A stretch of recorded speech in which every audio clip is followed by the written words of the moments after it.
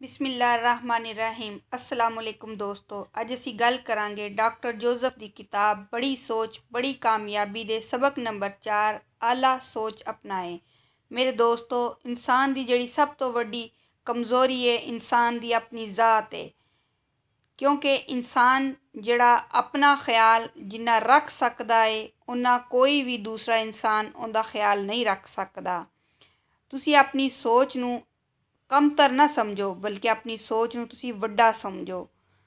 जबकि कुछ लोग हुंदे ने जिहड़े कि बहुत सख्त मिजाज हुंदे ने, जिन्हां दा दिल बहुत सख्त हुंदा है, वो बहुत नखरे वाले हुंदे ने, उन्हां दे अल्फाज बहुत सख्त हुंदे ने, वो जदों गल करदे ने ते सख्त अल्फाज इस्तेमाल करदे ने।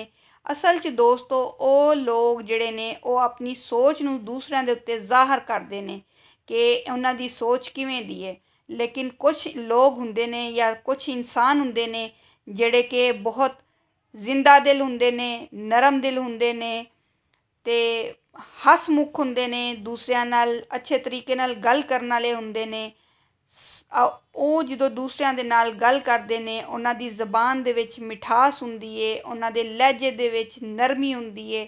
ਉਹ ਜਦੋਂ गल करदे ने ਉਹ गल नूं बहुत अच्छे तरीके दे नाल दूसरे दे नाल गुफ्तगू करदे ने, जिंदी वजह तो ਉਹ दूसरिਆਂ ਦੇ ਜ਼ੇਨ ਦੇ ਵਿੱਚ हमेशा अच्छे ख्यालों ਦੇ ਵਿੱਚ ਤੇ आला सोच बन के वो शामिल रहंदे ने।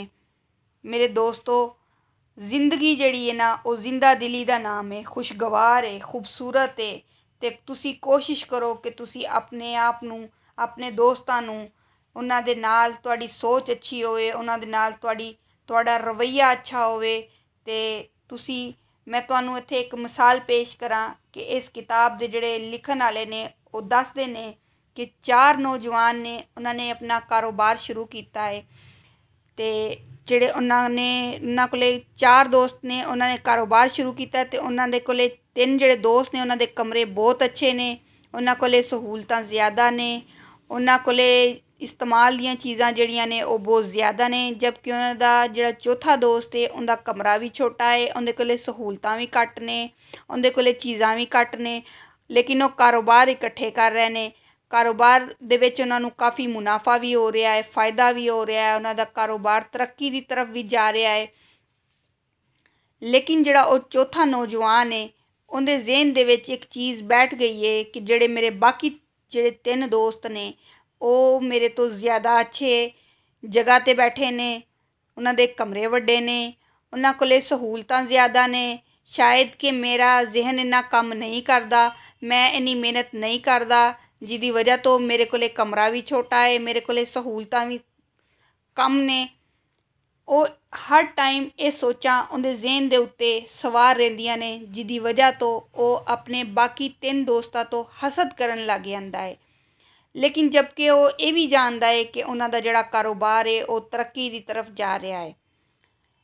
बहुत जल्द ही वो अपनी सोच दे काबू दे विच आके ते अपने कारोबार छड्ड के ते चला जाता है।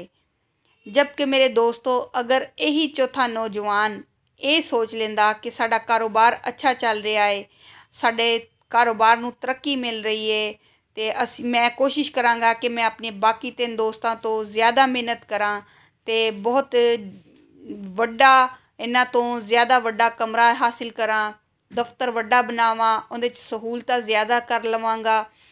लेकिन नहीं दोस्तों, उनकी सोच जिहड़ी सी उन्हें उन्होंने अपने काबू दे विच करके ते उनके कोलों वो सारियां चीज़ां जिहड़ियां ने वो लै लईयां ते उन्होंने एक मनफी सोच की तरफ धकेल दिता। इस मेरे गल करन दा मकसद सिर्फ ये सी दोस्तों कि तुसी अपनी सोच नूं भी आला रखो ते अपने हौसले भी बुलंद रखो, ते कोशिश करो कि तुसी मेहनत दे नाल, तजर्बे दे नाल, हिम्मत दे नाल तुसी कामयाबी पा लो। मेरे दोस्तों, अगर तुहानूं मेरी कोई गल पसंद आई है तो मेरे चैनल नूं सबसक्राइब जरूर करिया जे, लाइक ते कमेंट जरूर करिया जे।